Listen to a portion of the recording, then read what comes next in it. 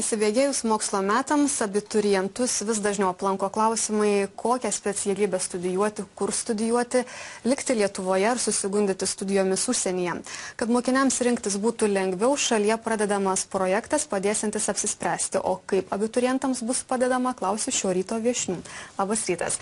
Na, mūsų viena viešnia yra Rita Šaknytė-Petrovė, tai yra sumanytoja, organizatorė, koordinatorė šito projekto, ir Rasa Levickaitė, tai yra Kūrybos visuomenės ir ekonomikos instituto direktorė, tai yra žmogus, kuris ir konkrečiai dirba su abiturientais, atsako jų klausimus. Taigi, pirmiausia, Rita, noriu jūsų paklausti, kaip vyksta tas bendravimas su abiturientais, kaip jūs jiems padeda apsispręsti, į kairę ar į dešinę? Čia dabar reikėtų gyvenime sukti, kokią specialybę rinktis. Mintis projekto yra padėti jiem truputėlį pažvelgti iš kito kampo į tą specialybės pasirinkimą, ir jiem padeda žmonės praktikai ir studentai, kurie studijuoja. Taip pat kalbam apie darbo rinkos situaciją Lietuvoje, kad jie galėtų įsivaizduoti, kokios specialybės yra paklausios, kokios jau gal nebe, kurios perspektyvios ir taip toliau. O pats procesas tiesiog vyksta, kai vaikai ateina, gauna informacinę dalį, informacijos apie tą darbo rinką, o toliau jie grupėse bendrauja su specialistais, kad ir galėtų ten išklausti, kaip darbo diena atrodo, kokių savybių reikia žmogui, kad studijuot vieną ar kitą specialybę.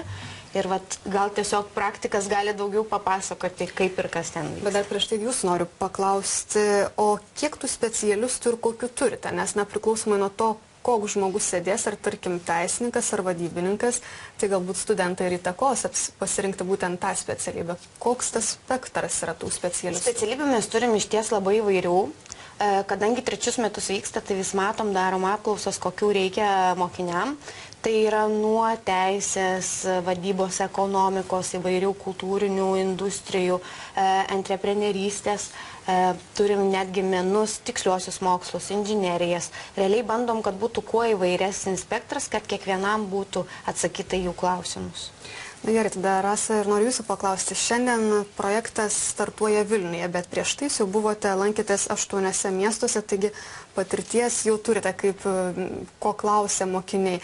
Taigi, ko jie atėję specialisto klausia? Tai visų pirma, mes su Rita, kiek bendradarbiaujame, tai iš tikrųjų labai šaunus yra šitas projektas, nes jisai veikia tokiu principu, kad pirmiausia prisistato trumpai universitetai, tiksliau prisistato studijų programa, kurie, aišku, prilimpa prie universiteto, ir tada vyksta kaip tokia studijų programų kavinė. Ir moksleiviai gali pasirinkti 3 pagal savo norus ir susirikiuoti, reiškia susidėlioti savo tvarkaraštį, ką norėtų pasiklausyti. Tai automatiškai jau pats pirmas filtras ir įvyksta, kada moksleiviai apgalvoja, kur jie praleis ateinančias 2 valandas šito projekto metu.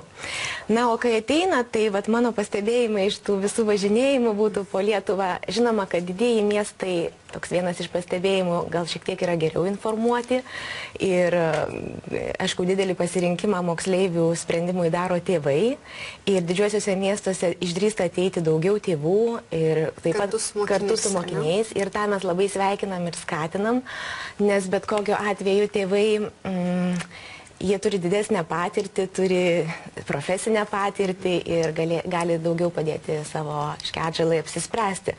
Na, o didžioji dalis klausimų yra labai paprastų, tokių žemiškų, kurie yra, kaip šiek tiek ir gaila, kad tokie yra, nes, pavyzdžiui, kas sudaro... Kiek galima uždirbti, turbūt?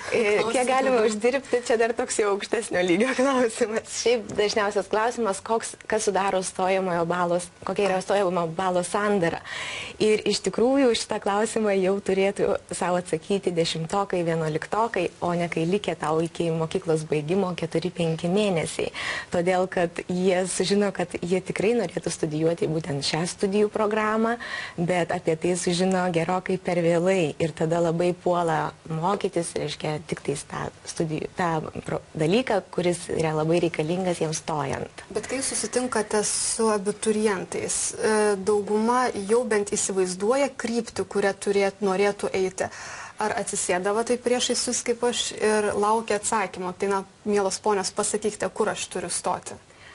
ar jau turi įsivaizdavimą ateidami, ar... Taip, iš tikrųjų, tai mažoji dalis turi įsivaizdavimą, tai yra dažniausiai susijęs su technologiniais, su medicinos mokslais, kada yra, arba tai yra šeimos tradicija, kur jau renkasi tokias studijas, o jeigu kalbant apie socialinius, humanitarinius mokslus, net neretai ir inžinerijos mokslus, tai sprendimo, dar tokio savo atsakymo, jie neturi, sprendimą pasiūlo patys savo tik paskutiniu momentu. Tai mes renginio pradžioje tiesiog būna paklausiam mokinių, kiek iš jūsų tiksliai žinot, ką norit studijuoti ir ką veikti.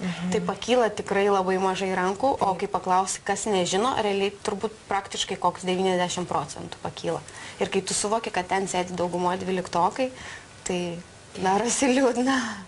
Šiemet tai jau yra 3 metai, kai jūs su ta visa tokia didžiulė delegacija, didžiulė kompanija važinėja per Lietuvos miestus ir bendravė su mokiniais.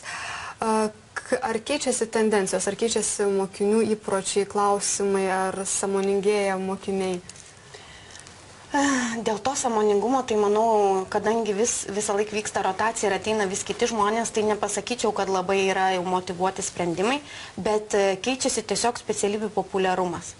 Kas buvo, tarkim, prieš 3 metus ant bangos, jeigu taip galima pasakyti, ar ne, šiais metais jau kaip ir nelabai yra.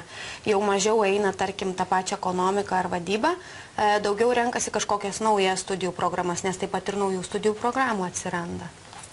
Ir tada dar pabaigai paklausiu, o kaip jūs matuojate? Pokalbio pabaigoje sakote, kad 2 valandos yra ar neskirtos mokiniams bendrauti, kiekvienam čia mokiniui, ar ne 2 valandos skirtos? Ne, čia yra... Gal ryte atsakyti? Vyksta darbas grupėse tiesiog ir mokiniai turi galimybę nueiti vieną grupę ir, tarkim, padiskutuoti 20-30 minučių, tada jie keičiasi, eina į kitą jo. Tai viso gaunasi tas kalbėjimas apie 1,5 valandos 2, kam reikia, tas praeina ilgiau, pasižiūri, ką ten daugiau. Tai tiesiog ir gaunasi, kad vienam žmogui, bet jie dirba grupėse. Kaip jūs manote, kiek mokinių iš susitikimų su jumis išeina jau apsisprendę arba bent jau priartėję prie savo sprendimų? Nu, pagal vakar pavyzdį, kai tikrai buvo didžiulis renginys Kaune, tai galėčiau drąsiai sakyti, kad tikrai nemaža dalis moksleivių priėmė sprendimą studijuoti, tiesiog ne tik kalbant apie mano siūlomas studijų programas, bet ir apie kolegų, nes buvo didelis susidomėjimas ir galbūt uždeganti pradžia, kada buvo įvardyta, kad pasidomėkite, kokia yra universiteto infrastruktūra, ar jums dėsis profesionalai ekspertai, kokias įgysite kompetencijas, kaip konkuruosite darbo rinkoje.